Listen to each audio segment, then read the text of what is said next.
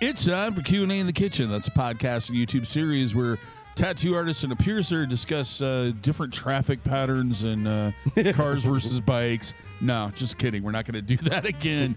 Talk about the most common questions, etc. topics, those that tattoo and pierce and those that collect them may have. Brought to you in part by the Axiom Body Piercing Studio in Skin Kitchen Tattoo. Today we're going to talk about what you wish you would have known when you first started tattooing or piercing. We're gonna, before we get into that, over here is Jimmy St. John, tattoo artist at the Skin Kitchen. And right next to me is Jack Lowe, tattoo artist and owner of the Skin Kitchen. I'm DaVo. I do piercing and I own the Axiom. And then there's Brent Starr right over here, tattoo artist at the Skin Kitchen. So who wants to start this one out? You were chuckling over there. Well, you know, gosh, the list would be long. But if I could only pick one thing, geez. Well, you can pick one thing and kind of do a round robin or just see where the conversation takes us, as long as it doesn't involve bikes and cars. Yeah, no civil engineering today. Urban planning. Stick to what you're qualified with. I don't know, man. Like, probably like just the way that the whole thing has evolved, like the machines and with the cartridges and the like how technical the technical side of it's caught up, I guess, and surpassed where it was for so many years. Because you know, well, that would have been if you would have had that foresight, you would have been rich. Yeah, totally. Well, that makes sense. Yeah, I was thinking about that. I guess anything. Yeah, there's a lot. Because there's a lot. When I was starting, there was no TV shows. There was no tattoo magazines. There were foreign tattoo magazines mostly that you could get if you went into a dildo shop. Yeah, if you went to a sex shop is the only place you could find them. Yeah. Or if you were in big cities, every now and then, like with the porn, you could find them. Yeah. So there was no internet to speak of. I couldn't just get online and find that website and order whatever I wanted. There was nothing that wasn't even known by man yet. So it wasn't. No, there was nothing like it. There was no cell phones. Nope. No, I mean there were car phones. Like a Magnum PI had one, you know, like in the Ferrari. Yeah, there was a radio and shit. It was a radio that went to an operator and then it translated. Yeah, it was not. There was nothing like that. Yeah. When you got a phone call, you were at home. If you wanted to know something, if you wanted to find out information, you had to find a person who knew it, or you had to find a book with it in it. That was the only two ways on planet Earth that you could receive info. And there were very few of those, either of those resources. When it comes to tattoos. Yeah. So, because it also had to be a person that was good at what they did and willing to share knowledge. In Iowa. Yeah. In Iowa. That's the thing. Like in Lynchburg, Virginia, there wasn't a tattoo shop. Little John opened up, as I remember, the first tattoo shop I can remember in Madison Heights in Lynchburg, Virginia. I was in like middle school, and it was right beside, like there was a Army Reserve base like behind this hill, and on top of the hill was this like Plaza Shopping Center, and they had a laundromat, and right next door to the laundromat, this little sliver of an opening, he made a tattoo shop, and it was Little John's Tattooing. And I remember going over there, like my mom would do the laundry, so we'd be there for hours, and I'd have my face just plastered that window, you know, just looking through there, and he would always come out, get off my goddamn window. I would sneak in there sometimes behind people, like when the door would open, I'd walk in with them and stuff. Because he'd catch you if you're by yourself. He'd be like, he would look up immediately when that bell went off, like if he was tattooing or whatever he was doing, he'd look up. Yeah. And if you weren't like of age, he'd like, get out of here, hell out of here, you're not supposed to be in here, you know. Yeah. And so I'd sneak in between people and go in and look at Flash and stuff till he'd throw me out and just stuff like that. But like that's the only outlet you had. There wasn't, like I said, there wasn't a website. No, it didn't exist. No. So and he sure as hell wasn't going to talk to me about tattooing. No, and that's secretive. That's the thing I was going to say is the people that did have the info didn't want to give it to you. No. But I always thought it was fascinating. Of course not. You know, why would they want to? Yeah, why they should have I? a magic key. They're the only one in this place that can do has this one. thing. Of course, they don't want to share that. I didn't necessarily blame them, Nope. but man, I really wanted them to. Yeah. You know, so I mean, I had to move out of state. Yeah. Where there was more of an opportunity, and still knocked on doors, and I talked to I've never really thought how many, but when you go to a shop and there's 3 to 8 guys per shop, I went to a lot of them, and I didn't find any that were interested in. I mean, why would they be? Nope. Oh, I'll teach you Another to do mouth what I to do. feed. So I've got one more person to try to compete Yeah. with. So it's with that was the only way to get the information, because there was no internet, there was no books written. It was hard. So I scoured anything that had anything to do with transferring an image onto skin permanently. I bought it. Yeah. I bought it. If it, so Metal magazines, Rip magazine, dude, Rip had Metalhead it. magazine. Because the guys in those bands had tattoos. Oh, So biker. oh yeah, or biker. Sebastian Bach, Savage. Yep. and all these, rock stars. Yeah. So that I bought it. So any information was coveted information, and ended up getting my first machines out of the back of a tattoo magazine that I had bought in a porn shop. Yeah. The little ads, just like in the comic books back in the day, buy your X-ray goggles. Yep. And that's Spalding Rogers stuff and stuff like that. That's how I got it. I bought the Fuck Up Your Buddy special, Yeah. Spalding and Rogers. Yeah. And My first power unit, Superior and all that. was a big lunchbox Yeah. power unit that they sold. I bought more than one of those before I switched into anything else. So, what would I wish I knew then that I know now that would have helped me? Yeah. Or, Man. in retrospect. Oh man. I would Yeah, like I to know. have It's my. just like, I came up with a question. And it's a difficult. I would like to have Yeah. my customer skills that I have now back then. Yeah. That'd have been The like being able to handle people and like. Or- Because when you're starting out, man, you're already got all the pressure on you, and then when you get a bad client, it's like hard not to lose your shit. And yeah, Exactly. I'd have to say that was a big thing. I didn't really understand how much interaction I would have with my clients. I didn't understand how much my personality would affect how much business I got. Yeah. Oh yeah. Yeah. That they're only going to consider buying what you're selling if they like you. Yeah. Yeah. You got to be a good salesman, a good person, but you got to be a good representative of yourself. Right. And it's finding that line between being your genuine self, but being a very palatable version of yourself. Saving them the rough edges, at least for now, until we can. get to know each other. Yeah. It's that just getting to know you. I know it's not time for me to tell you my life story. I want this to be a pleasant meeting, so then we can kind of figure out what we're going to mean to each other from there. So, you don't want to, be just genuine. Yeah. I mean, especially in my opinion, when you're dealing with something like a tattoo, because it means a lot to a lot of people, and it means a whole lot to people that make a living doing it. Yes. Yeah. So you want to be genuine, and but you want to build confidence in that person. So if you do have a day where you got, you open the mail like an idiot before work, and and saw that bill that was twice the size, and your tire keeps going low and it's bugging you.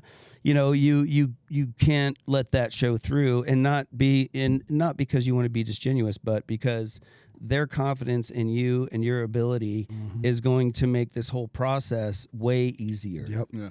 And that's what they deserve. I mean, Absolutely. they should be able to come into a tattoo shop and not have to worry about whether the tattoo artist is going to get it.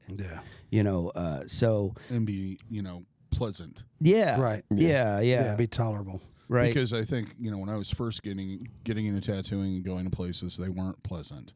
No. Yeah. That was why Sherry was such a vast difference from what I'd experienced before.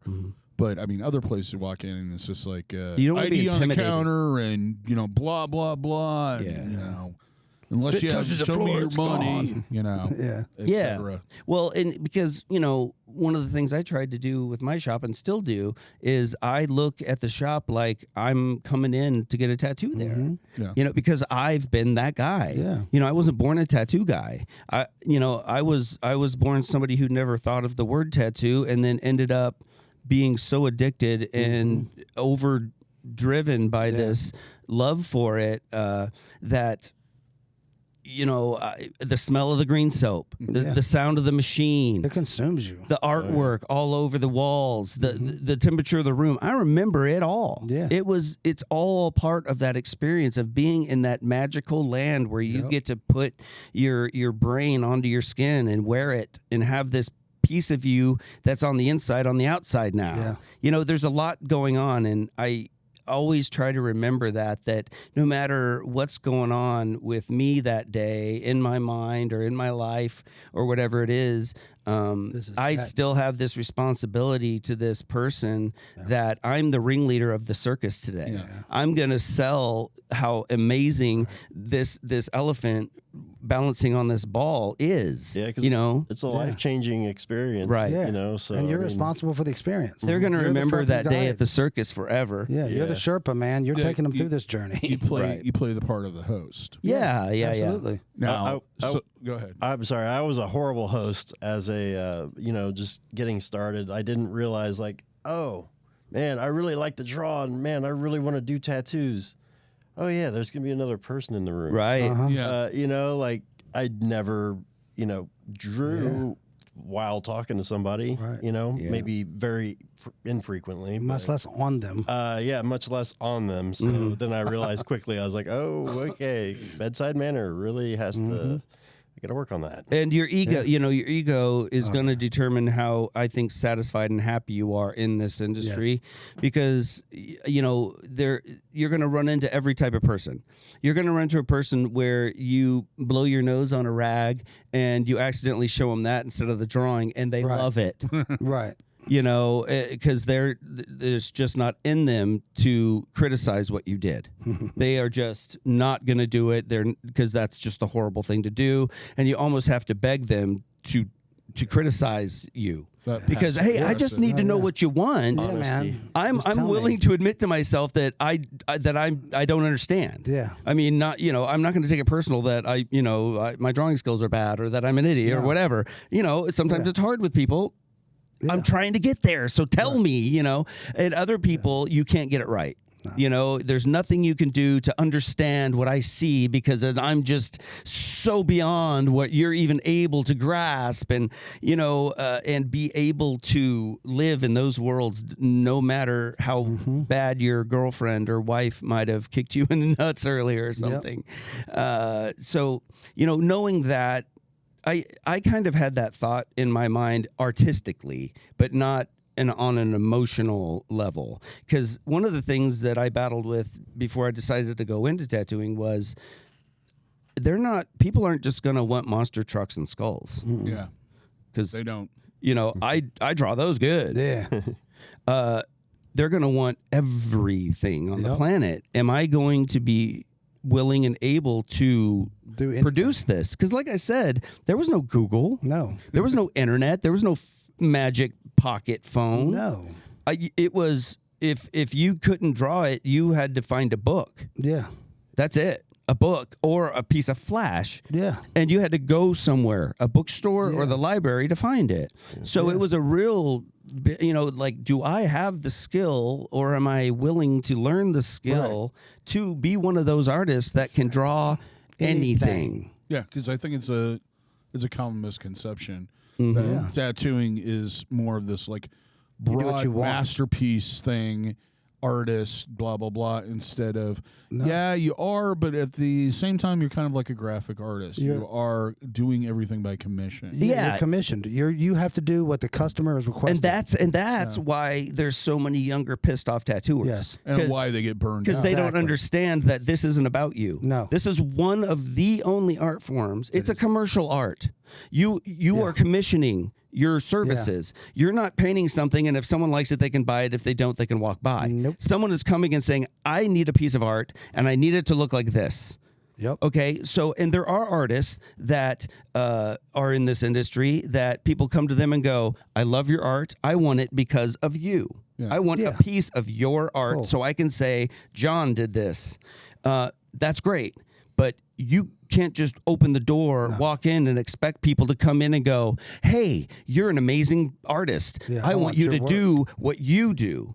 Because they have no idea who you are yet. But kids coming in, younger people coming in, think that, well, they should just be allowed to create whatever they want because that's what the people on the internet are doing. Look. And it's the reality is they aren't. No. You're not what's seeing, really happening you're not is seeing the real shit. you might see this incredible piece, but they came in and said, "Yeah, I want something from the Marvel universe. I want this, I want that." And even in cases where a person will go to an artist and go, "Hey, look, I've got the top of my thigh open. I want you. It's yours. Take it. You're $300 an hour. Fine. Whatever it costs. I want your artwork on me. Yeah. I don't care what it is. Do whatever you want. An eyeball, a dick. If it came from your brain, I want it on me, and I want to pay you for that." There are people like that, and that's great, but that is not the norm. No. That is like buying a basketball and being pissed off you're not getting those $1 million checks. Right? Yeah, same thing. It's not that, It's more so like that because it's more mainstream and people have gotten a respect for tattooing there are more people that look at tattooing as an art, as a beautiful thing, not a thing to make people scared of you. Right. So, but still you have to pay your dues. And now not only do most people look at tattooing still overall as it's a tattoo, that's it's a tattoo, that there's a million other people trying to do it. You're not special, you don't stand out, and everybody would love to do what you do that have ever drawn on the page of a phone book, which you don't know what a phone book is. Yeah, not now. So there's this big disconnect, but going in for me, I think I tried to cover as many bases, I think, in my brain about this industry and what I thought it could be, to where I didn't have a whole lot of preconceived notions. I just knew that this was amazing. Yeah. This was the most powerful thing I've ever experienced. This changed me more mentally and physically than any other thing I've ever experienced in my life. I need to know more about this. Yeah.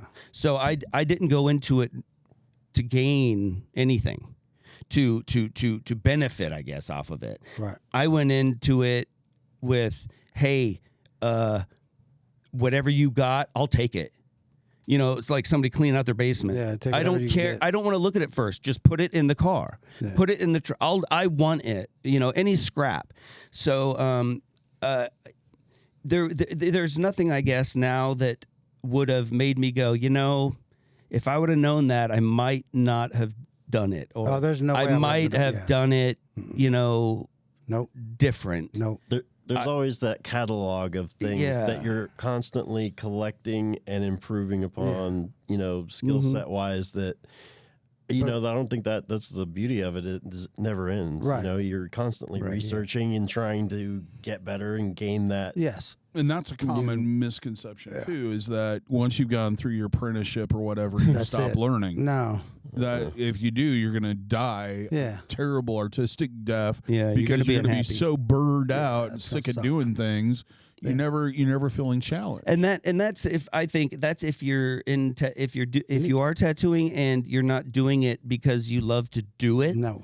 If you're doing it because you need to fund your painting career or fund it because to open your art studio or whatever it is, if you're doing it to get money out of it, well, then of course you're going to get bored. Yeah. Of course, if the money's not there or if people aren't giving you easy money, getting what you want to do, of course it's going to get annoying. Right. It's going to be, repetitive. It's going to be work. But if you're doing it because you love watching that person come in, feeling that excited energy they have, that nervousness, being able to be the one that can control that environment and be able to try to make this process easy, make it fun, make it positive, give them something that then when they look at, they feel some sort of pride. They feel some sort of happiness. They feel they feel good about themselves or about the whole interaction, if that's why you do it, then I dare you to get bored. Yeah.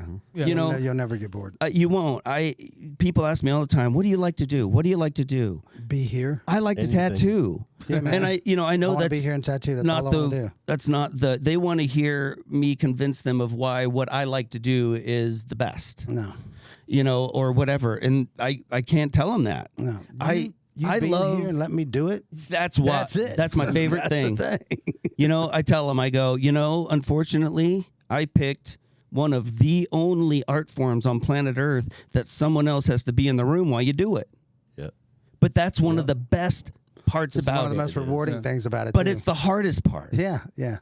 So It's the toughest people job that you'll ever love to hate. people that don't find joy and don't find a reward in seeing someone look at their new tattoo and see that, you see that the gratification just you should get from it. that spark in excitement. them, and they look at Yeah. you with that, man. You just gave me fire, you dude. gave me that. Yeah. We did this. Me yeah. and you We made it happen. fucking changed me. Yep. Cool connection. Yeah. That if Yeah, you're stuck with them for life. you man. can't get bored of Yeah. that. You They're really cool. can't. And it's like I never really knocked my headphones off. There. You hear nothing we're saying. Oh, no. I don't blame you.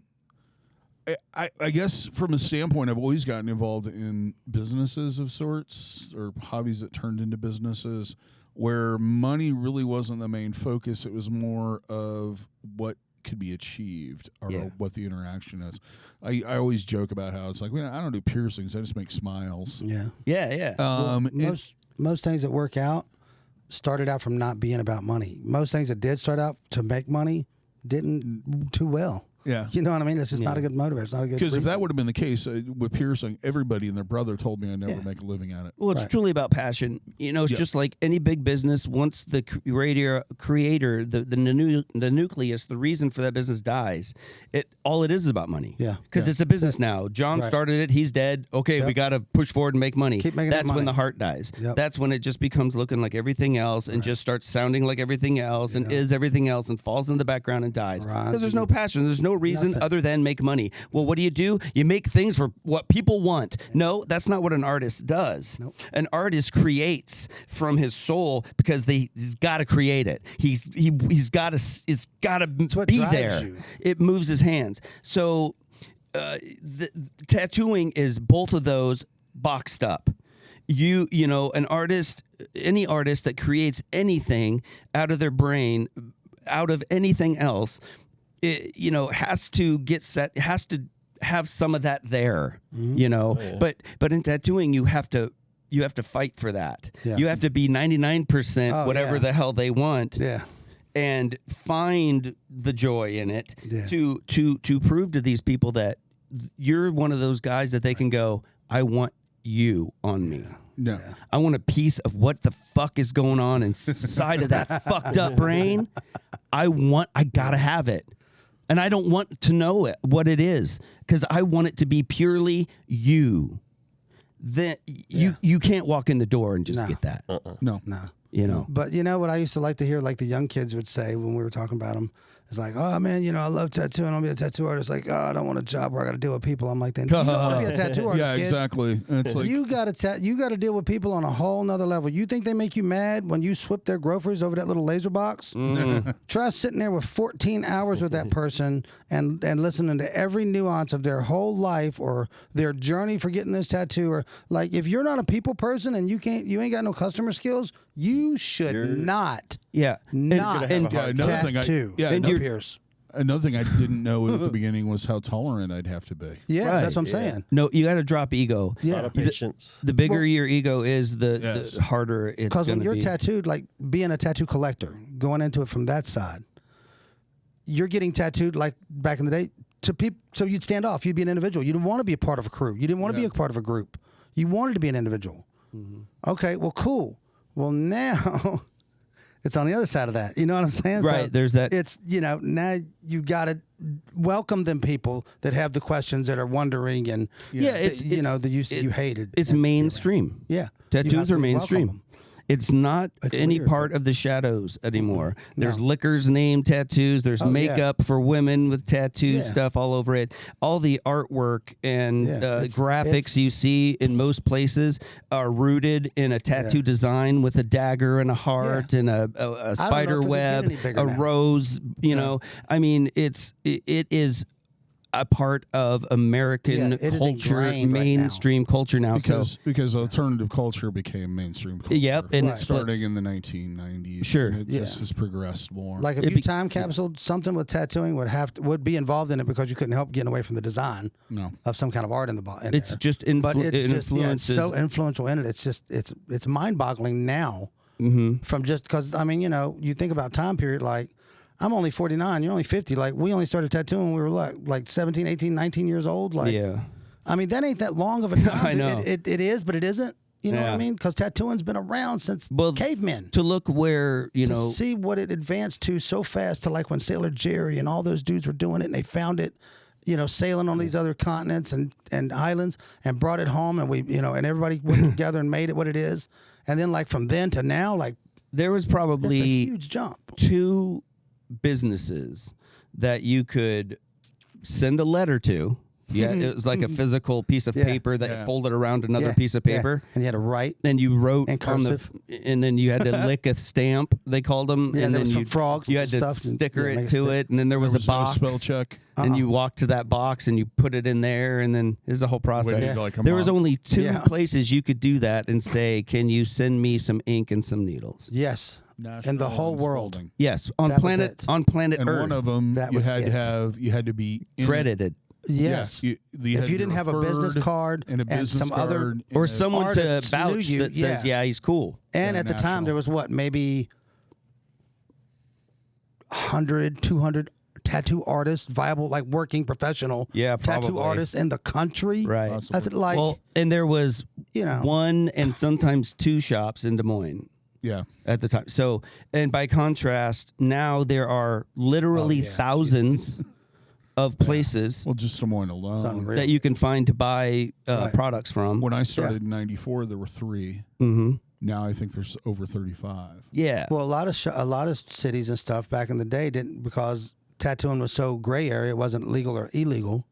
Like around in Norfolk and all them areas, with the Superior and all them started out. The tattoo artists would travel around and they would go to barbershops. And they would set up in the back of the barbershop after the barbershop closed and they would tattoo in the barbershops. Yeah. Well, that's where we started. Right. And they would tattoo at night when the barbershop was closed. And then the next day, they might be there for 2 or 3 nights and then onto a train into another city, another state. And, people in town are like, we don't have a tattoo shop.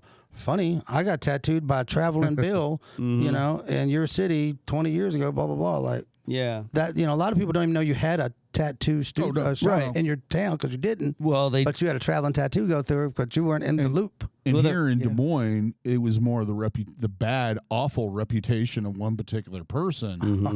That people remembered. Yeah. There was other shops, or one primary shop that was running the whole time that was much, much better. But nobody knew about her at first. They knew about this guy. The only place in town. The loud, squeaky wheel.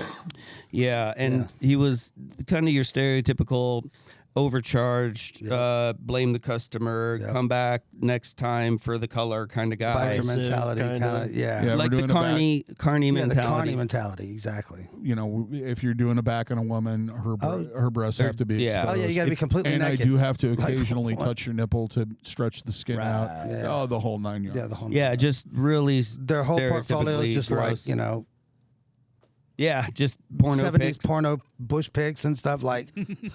Where's the tattoos at, bro? Oh, there's a little like rabbit head right there. Like what? Yeah. Why do we have a picture this big for a tattoo this big? What are you doing? So there's no way I think I could have known that it would have changed the way it has. No. As fast as it has, and would that have changed my? Would that change anything? I don't know. I think it's made it easier to be excited about tattooing. Yes. Because when something new comes out or a new product comes out or a way of doing something comes out, it's a fun challenge to incorporate or not, or, to experiment with different things so that we can create closer to not only what we see and what we want to represent on the skin, but what the customer wants us to represent the skin. Because it sucks to say to a person, well, yeah, white isn't exactly what you think white is, not doing a painting. I hate to say no. I do too. I love to, when a customer comes in and go, hey man, I want this. I go, I want okay. to give you what you want. I just, okay. Where would you like it? Because that's what they want to hear. Right. So anything that can get me closer to that, I'm excited about and is fun. Absolutely. And is a challenge. The one of the big changes, was the cartridges when they came out, these pre-made cartridges, and I didn't immediately switch over. No, I was so comfortable and just so comfortable. Happy doing I went all that kicking and extra screaming. work. I didn't. I didn't understand how anything else could do anything better. Dude, I went kicking and screaming from the old needles and even coil machines, because they got cartridges and grips that work on coil machines now, which are great. Right. But I wasn't having it. Me either. I was not having it, dude. I wasn't going to do it. Because you were too busy scrubbing tubes. And I was too busy being hard-headed. It was too busy going, I am really happy with my work with this. Yes. Why would I relearn Why how to would do what I do when It's- I'm hitting birdies and eagles? It's already? challenging because it's a challenge. Exactly why. Because you're used to doing something in a very comfortable way over and over again. And when you if this art that I love and I learned how to do so well with this machine it's an antique. Yeah. They developed a new machine to do my job better and allow me to be more artistic than this one does.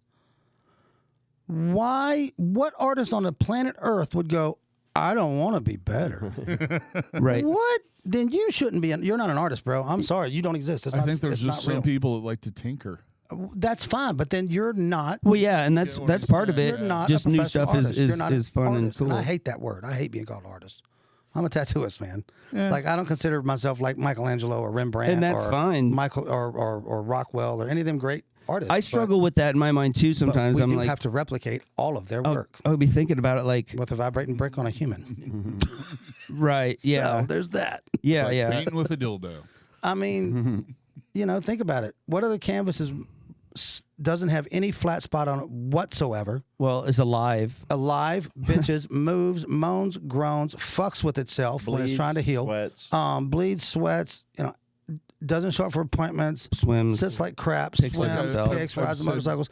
All these, what Has canvas to on listen earth to what does somebody that? else in the room wants. And you it have to look draw like. on it with vibrating needles. Yeah, yeah. It's Like, if you can think of something harder, I'm down. yeah. I fought it a lot. I'm with it. And then when I saw that, I'm like, well, this allows me to get what I want out of tattooing easier.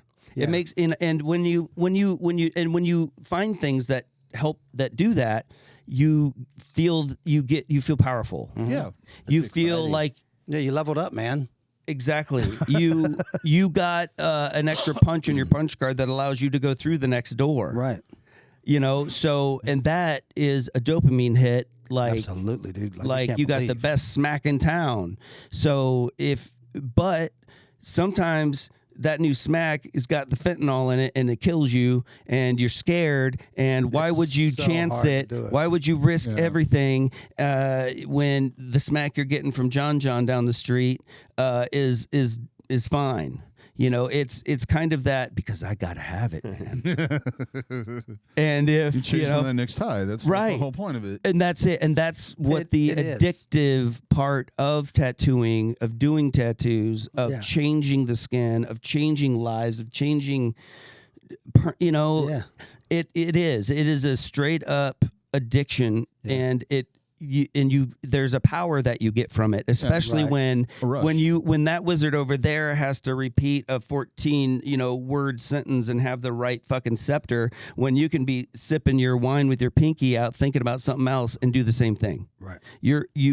Oh yeah, right. Oh, that looks great, but wow, nice spell. I did twice that good while I was building the house. It gives you that leg up and that excitement to go, woo, what's going to do that next time? Right. If I can do that now. Now, when you find that Yeah. new thing, usually, and like when I changed over and I agreed to learn this new one, Like, it's no easy test. It ain't like you No, just no. go, oh, cool, wonder You go magic through the sprinkle on this, whole and thing I again. can just pick this up and Relearn. do it. A No, lot you of can't. frustration Dude, and, it was like learning to tattoo again. Yeah. Yep. Like some of the like, because I went through this whole like learning about the machines and like, you know, because I had that arrogant ass attitude. I've been tattooing for 20 years.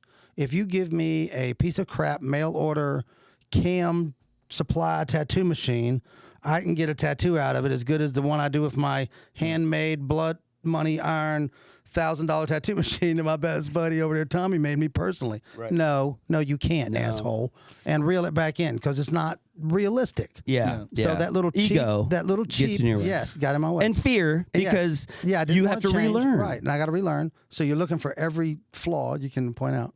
So I order this cheap Amazon crap, and I go to tattoo with it, and like initially it's like back when you started tattooing.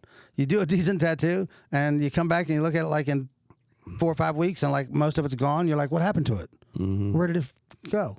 Like, because your machine wasn't hitting deep enough, your needles weren't going correctly to the right depth. This, that, and the other thing. You got to relearn how it feels. When you were how it tattooing with hits the coil everything. machine, you knew how to adjust all that. Yeah. Yeah. On that brand new machine, you don't even know how that son of a bitch works. How you gonna adjust it? You know what I mean? You're doing the twisties. This is what it's supposed to do. Supposed to make it all easier. It ain't easier. And you're fighting with it. Turns out you got a machine that had a spring in it that was broken, and you've tattooed 20 people with this piece of shit machine. No wonder it ain't. And you're like, So it's now- turned all the way up. It's doing this. Now, not only Yeah. did you not want to change, you have every reason in the world To not not. to change. Yeah, you're like, I can't do my job with this piece of crap. Yeah. Because that's the big thing is when I'm testing out new techniques. Right. That's the biggest problem That's when I you're have lowest. is I've got to perform this at the level Yeah. that I do everything else at. Yeah. And Yeah. if something goes wrong, how am I going to react You hold to that? yourself to a ridiculous. Well, not only that, but You know, but your customers are expecting a level of Right. performance, and if Yes. you don't know for sure Exactly. that you can provide that with some Yeah. new technique, You can destroy then, your reputation real quick. Yeah, I mean, you've got to consider that. There's Yeah, a and you lot have to with the have the- timing of that. Yes. You know, with like when is the right time Yeah. to make that bold Yeah. step in Who that is- new direction Right. to, advance. Try this new. Yeah, man. Yeah. And who's the client That's that's going to sit comfortably Right. and be okay with it? Right. right. It's like if So- you were the lead singer of Five Finger Death Punch for 20 years, and one day you went out and go, okay, I left the band. I'm going to do Frank Sinatra albums. Yeah. People are going to be like, Well, Tiger okay. Woods changing his stroke in the middle of his peak. Right. Now that's balls. yeah. That's balls right Now, there, then, man. but that's to be said. If he did it and he sounded great like Frank, yeah. then that's amazing. He killed it. But then people that got the balls to step out there that shouldn't have, you got a train coming that's going to be stepping in front of, pal. yeah. I mean, So you'll. there's that fear all the time. Just like with tattooing.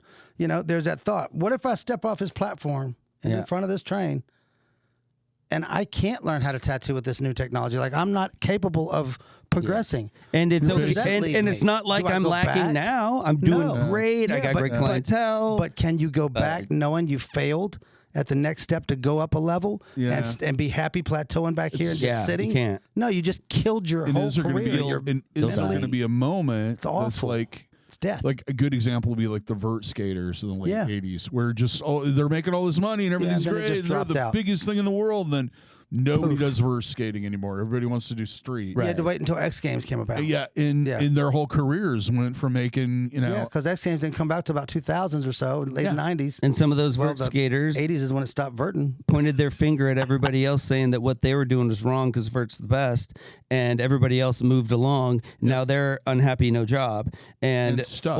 and the people that were like, yeah, vert's cool, but man, this is fun, this is different, man. Yeah, it's challenging. I'm not a street guy, but man, they're having a I lot can of fun learn. over there. Fuck, I love skating. If I'm on a Yeah. board, I'm happy. Yeah. So fuck it, I'm going street. Let's check it out.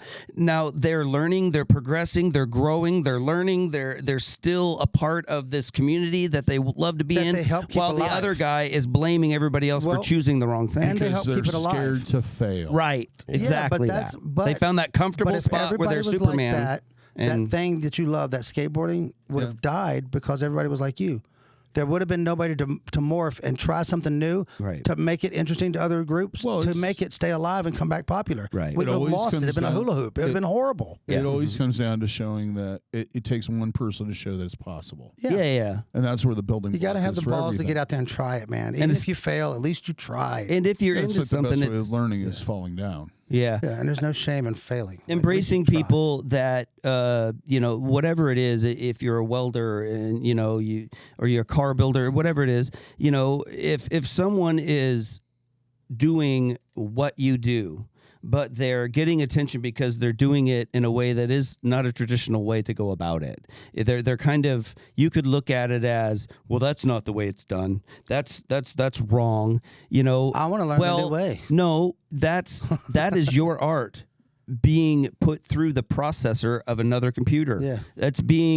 That same information being put in and is coming out now in this form, in this way. Awesome. It's a living, growing entity, just like everything else. We are a part of tattooing as this living, growing entity. We are getting to experience its life, its journey on its back. We're not driving it. No. We're riding it. And we were on it when we went through those towns and that town and that town. Yep. And boy, it was a different dragon back then. And man, some of these towns were crazy. Now we're coming in through here. There's all these new riders on it. Hey, it's still awesome. They're riding it. Yeah. And we get off along the way and new guys jump on. We don't direct where it goes. No. But people that are jumping on gives that train a reason to keep on trucking. Yeah. So they're not doing it the way, and they're getting a bunch of attention for doing something that you've been doing for years, but nobody gave a fuck. Hey. Doesn't matter. Whether they realize it or not, they owe it to you for that train to even make it to their town. Yeah. So that. You're all part of it, man. And that's all that matters. Because you weren't doing this to help or to hurt anybody. You were doing it because you chose to do that. Yeah. And the fact that someone else sees something in what you're doing and wants to carry that on to the next town, and you're Take hating some that, pride in that, man. then you're not in it for the right reasons. You're in it for you. You're not in it because of this fucking beautiful train and you want to see it go to the ends of the frickin' earth. I've never understood the hatred of newbies. Yeah, I haven't either. It's fear, it's and a fear feel of change. You feel like they're taking something from you. They're new. They're in it. They got a little step up on me because they're younger and they already know this and blah blah blah. Like, and they're arrogant, like a lot of us are when we're starting out because we think something means something. And you're feeling threatened, just like any normal but you got on the planet when a younger animal, male comes along or female or whatever. Best thing to do is embrace it for what it is and how there's no control over it. This is human nature. You were them. Yeah. You looked at you the same way they look at you now. Cool ideas you brought in when you were young that were neat and wound up, being able to be viable and used. Yeah. Well, then people got a whole possibility of question mark stashes that could be a great idea in there somewhere. You don't know. And they're going to understand the way you feel about them now when they're you in 50 years watching the new kids come in. One of the coolest changes I think I've seen is the just the openness and sharing of information. Absolutely. And just, everybody coming together as a community. Yeah. And, wanting everybody, the next guy to be good, better. Yeah. You push each other to be better. Yeah. Just that. Compared to like what it used to be, like late 90s, kind of era when it was still a little secretive, It was like cliques in high school. Very clicky. Well, there's power in it. Well, that's there what I'm was saying. a lot of power in that. This group did this, and that was they were good at. And this group did that, and that community kind of coming together for the change of just sharing knowledge and art. Really good but all you're saying is I'm not special because of me. The only thing that makes me special is I have this magic wand. Yeah. Anybody could have the wand. It's not me that's special. It's only that I have this secret. I have this technique or this way that makes me special. So the best way to prove to everyone that you don't believe in yourself as a true whatever it is you do is by hiding and covering what you do, because you're telling everyone, hey, I'm not special. I just know a secret and I'm going to keep it so I can keep being who I am. It's got to be the shoes. And that means it's about you, shoes. not what you are doing. Right. And I think the reason why that change came along was the internet. It's just like any oppressive regime, the first thing they want to do is burn books because books are sharing information. Yeah. Right. With the internet, Poor Dr. the Seuss. walls just came down. Yeah, there was nobody sitting there. There was no trolls under the bridge going, "Hey, you can't tell Joe Smo and Idaho about that thing that I told you about 20 years ago and blah blah blah." It was done. Well, except for now, but you can't do that now. Now there's just it's and piercing was a lot like that at the beginning. Mainly because that was the biggest difference between the old piercing guys and the old tattoo guys. The old piercing guys were just happy anybody was mildly Oh, they're paying interested. attention? Yeah. And would give you just tons of information if you wrote to them. Yes. Because that's smart. Yeah. Right. It was smart. It helped the industry. It helped y'all's industry far outgrow ours at first. And Exponentially. very Remember that? quickly, Yeah. I mean, if you keep in mind, in 77, there was one shop in the United States, and it was that way until about 92. Mm-hmm. And then, then it started spreading outward. Even then, it was only in larger cities. Yeah. But like by 94, there was probably 1,000. By 93, 94, you could get pierced in a fucking tanning salon. Yeah. I just say night and day, and it's all because they were up. open about information. Right. They shared all their information. Yeah. If you feel threatened, if you feel threatened by someone, you don't want to tell them nothing. You don't want them to be able to do anything. Loose lips.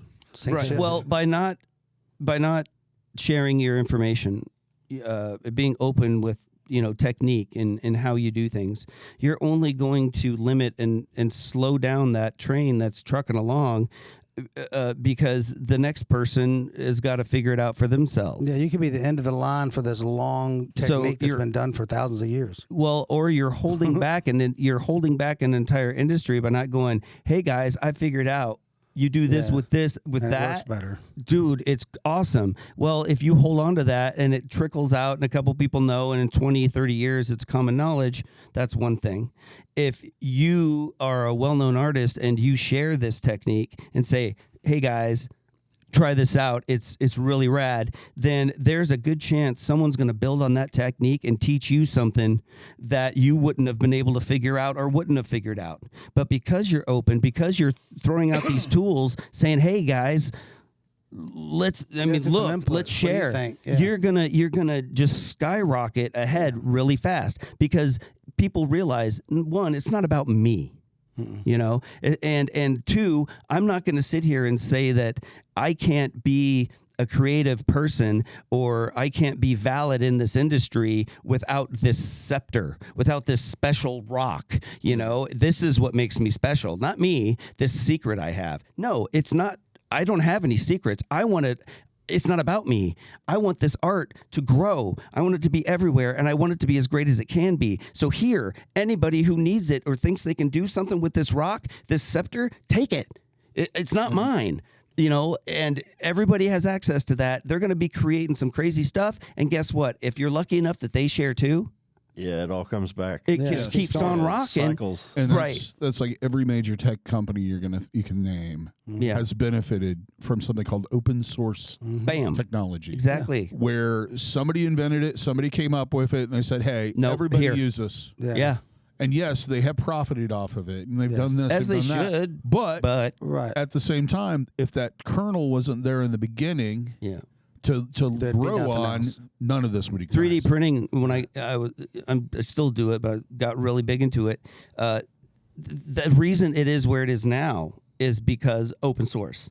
When that started coming out and becoming technology, everybody's shared. It's all open source. Like, here it is. You can buy it from us, or not, or you can buy it from us, tear it apart, add to it.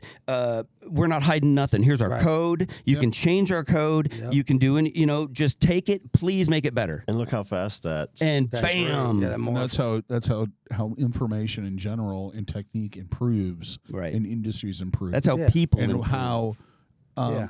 Intellectual properties and patents and copywriting and restricting people's access to information tends to do the exact opposite. Greed. Greed. And it's all greed based. Yeah. That's the other thing is I wish I knew at the beginning, before I started taking on apprentices, that money would always be an issue. It's always going to be an issue, dude. Always. And no matter how much I talk to them beforehand, no matter how much passion they show, blah, blah, blah, it always comes down to money. Always. Yeah, even if they think they're being honest, they really, that ego, and like I said, you get that power, and you're like, well, dude, it's human nature. Well, when, everybody knows that first hit is the best, and for an apprentice, when they get the idea that they can do a tattoo, Now I'm a tattoo person. Yeah, I can do what you do. I'm instantly in the same part of the train you were in. So No, now man. No, you're not. now I require things from you, and you owe me now. And then they get that friend And or they- family member acquaintance that says, "Oh, Why you hey, do- yeah, you should- yeah, I'm You're here. awesome. You getting as You much? need You're wit- as good as everybody else. And then you never hear of him again. Nope. You never hear of him again. So Nope. Because I can't stay humble. that ego, Yep. nobody, but everybody, everybody goes has their through it. Daniel LaRusso moment and gets sick Everybody. of fucking scrubbing floors and painting fences. Yeah. And getting up early and watching you go off and fucking fishing Right. while I'm sitting here with a paint bucket in 100-degree weather painting your Yeah. stupid, who gives a fuck about house? I'm going to get my ass kicked. Yeah. And so I see that, because there's no trust. They have to truly trust you. Mm-hmm.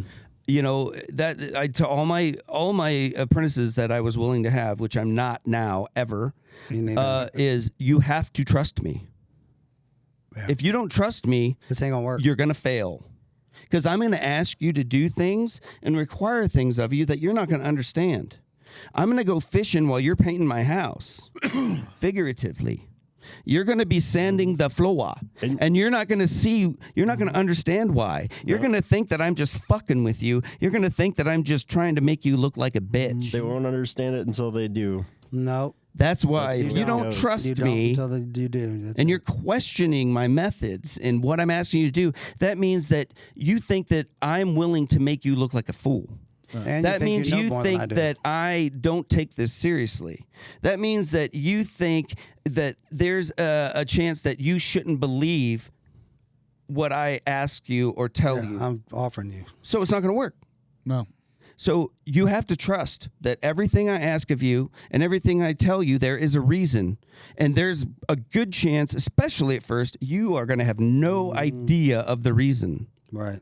So there's no one, very rare, that is willing or wants what you have that bad that they are willing to look like a Blindly do fool afterwards. Yeah.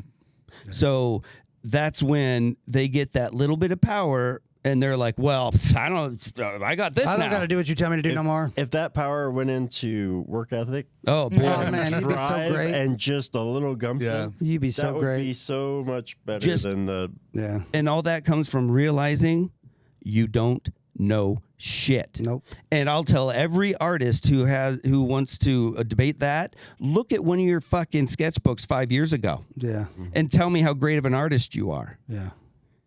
Because if you don't look back 5 years at your sketchbook and think that everything in there is a piece of shit, you are Not going gonna nowhere. Nope. Nope. It You is don't know how to nowhere. criticize yourself. Yeah, If you I don't know how to can't do it. look back 5 years and be embarrassed, Yeah. then I'm not Right. I'm not on my pace that I need for me. Right.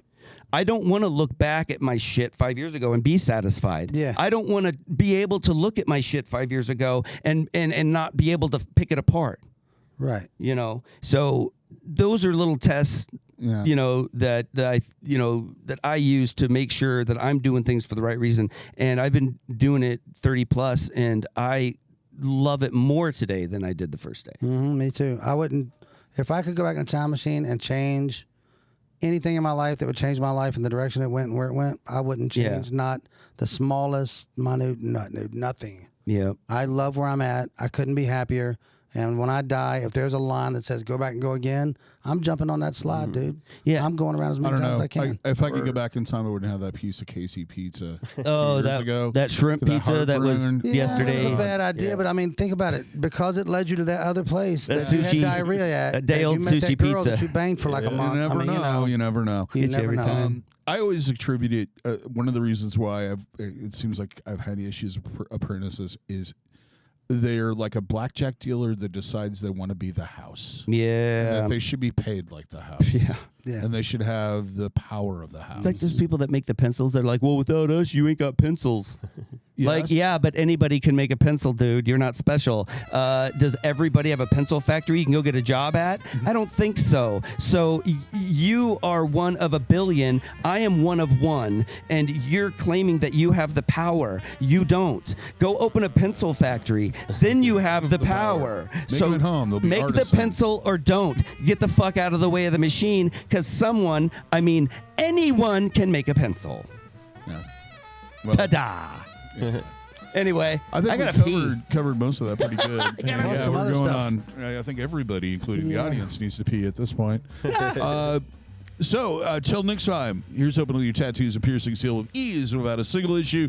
And if you're in the Des Moines, Iowa area, we would all love to see if you're tattooing and body piercing needs in the future. Have a good day, everybody. Take care. Thank you for watching. Be nice. Bye.